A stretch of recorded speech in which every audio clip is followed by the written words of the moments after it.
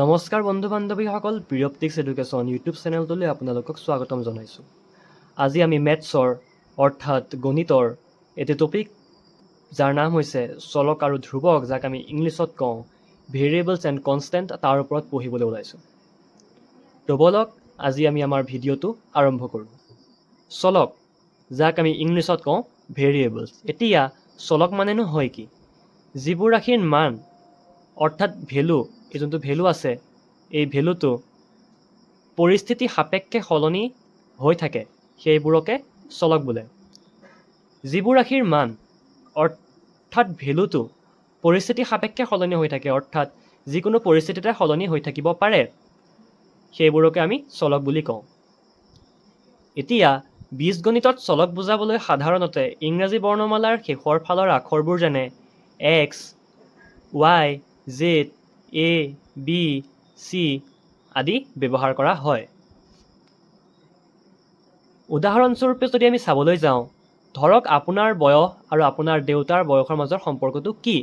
এতিয়া আপোনাৰ বয়স আৰু আপোনাৰ দেউতাৰ বয়সৰ মাজৰ সম্পৰ্কটো হ'ল দেউতাৰ বয়স ইজুকেল টু আপোনাৰ বয়স প্লাছ 25। ইয়াত আপোনাৰ বয়স আৰু আপোনাৰ দেউতাৰ বয়স দুয়োটাৰ মান সলনি হ'ব পাৰে, গতিকে এই দুটা চলক। আমি উদাহৰণটো আকৌ চাম।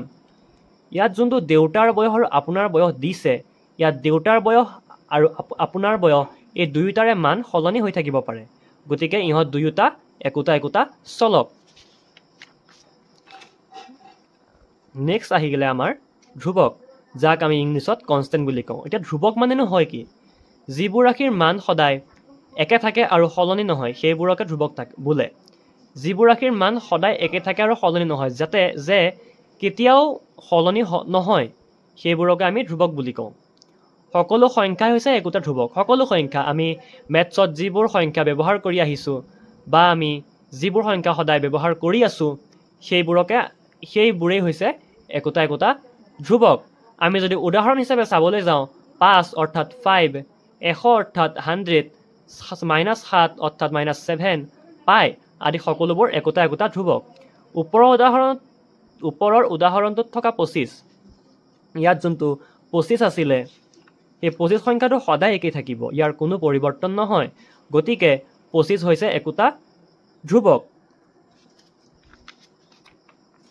বাস্তৱ জীৱনৰ উদাহৰণ, ধৰক আপুনি এখন দোকানলৈ কল কিনিবলৈ গ'ল।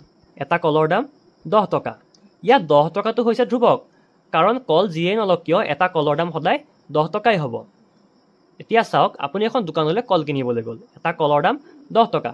ইয়াত 10 টকাটো হৈছে ধ্ৰুৱক, কাৰণ কল যিয়ে নলওক কিয় এটা কলৰ দাম 10 টকাই থাকিব।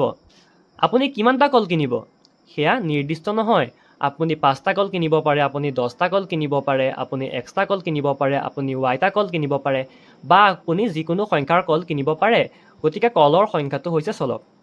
ইয়াত যোনটো 10 টকা আছিলে, এটা কলৰ দাম 10 টকা, সেই 10 টকাটো হ'ব ধ্ৰুৱক, কিন্তু আপুনি কিমানটা কল কিনিব সেয়া নিৰ্দিষ্ট নহয়, গতিকে আপুনি যিমানটা কল কিনিব সেই কলৰ সংখ্যাটো হ'ব চলক। বীজগণিতৰ সমীকৰণত এই দুয়োটা লগ লাগি কাম কৰে, যেনে 2x + 5 = 15। ইয়াত x হৈছে চলক। ইয়াত যোনটো x আছিলে এই xটো, ইয়াত যোনটো x আছিলে এই xটো, এই যোনটো x আছিলে এই xটো হৈছে এটা চলক। আৰু 2, 5, 15, ইয়াত যোনটো 2, 5, 15 অৰ্থাৎ 2, 5, 15 আছিলে, সেইকেইটা হৈছে একোটা ধ্ৰুৱক। নেক্সট আমি চাম চলক অৰ্থাৎ ভেৰিয়েবলছ। ই হৈছে এনে এক মান যি পৰিস্থিতি সাপেক্ষে সলনি হ'ব পাৰে। আমি অলপ আগতে পঢ়ি আহিছোঁ ইয়াৰ ওপৰত। ইয়াক সাধাৰণতে ইংৰাজী আখৰ যেনে X, Y, Z, A, B আদিৰে বুজোৱা হয়। আমি যদি উদাহৰণস্বৰূপে চাবলৈ যাওঁ, ধৰক আপুনি বজাৰৰ পৰা আপেল কিনিব। যদি এটা আপেলৰ দাম নিৰ্দিষ্ট নহয়, তেন্তে আপুনি যিমানটা আপেল কিনিব তাৰ ওপৰত ভিত্তি কৰি মুঠ দামটো সলনি হ'ব। ইয়াত আপেলৰ সংখ্যা আৰু মুঠ দাম হৈছে চলক। আমি উদাহৰণটো আকৌ চাম। ধৰক আপুনি বজাৰৰ পৰা আপেল কিনিব।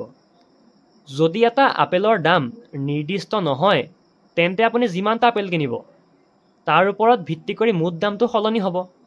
ইয়াত আপেলৰ সংখ্যা উদাহৰণস্বৰূপে x আৰু মুঠ দাম হৈছে একোটা চলক। আমি নেক্সট চাম ধ্ৰুৱক, যাক আমি ইংলিছত কনষ্টেণ্টছ বুলি কওঁ। ধ্ৰুৱক, যাক আমি ইংলিছত কনষ্টেণ্ট বুলি কওঁ। ই হৈছে এনে এক মান যাৰ মান কেতিয়াও সলনি নহয়। আমি ইয়াৰ ওপৰত অলপ আগতে পঢ়ি আহিছোঁ। ই সদায় একে থাকে। সকলো সংখ্যাই একোটা ধ্ৰুৱক। সকলো সংখ্যা আমি মেথছত যিবোৰ সংখ্যা পাইছোঁ বা আমি যিবোৰ সংখ্যা সদায় ব্যৱহাৰ কৰি আছোঁ, সেই সকলোবোৰ সংখ্যা একোটা একোটা ধ্ৰুৱক। আমি যদি উদাহৰণস্বৰূপে চাবলৈ যাওঁ, ওপৰৰ আপেলৰ উদাহৰণটো, যোনটো আমি ওপৰত আপেলৰ উদাহৰণ পাইছিলোঁ, সেই উদাহৰণটো যদি আমি বুজোঁ, তেন্তে এটা আপেলৰ ওজন ধৰক 100 গ্ৰাম হয়, তেন্তে সেই 100 মানটো সদায় স্থিৰ হৈ থাকিব। ইয়াত 100 সংখ্যাটো হৈছে ধ্ৰুৱক। এটা আপেলৰ ওজন যদি 100 গ্ৰাম হয়, তেন্তে সেই 100 মানটো সদায় স্থিৰ হৈ থাকিব।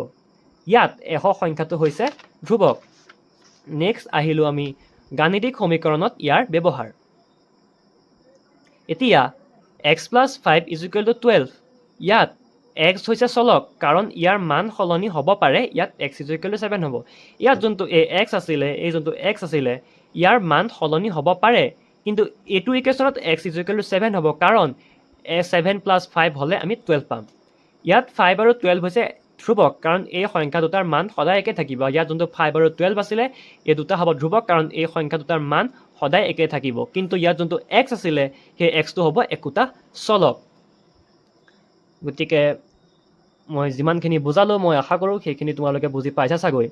যদি তোমালোকৰ কিবা সুধিবলগীয়া থাকে বা তোমালোকৰ যদি কিবা নুবুজা আছে, তেনেহ'লে মোক তোমালোকে হোৱাটছআপ নম্বৰত কণ্টেক্ট কৰিব পাৰা। মই মোৰ হোৱাটছআপ নম্বৰ কমেণ্টত দি দিম।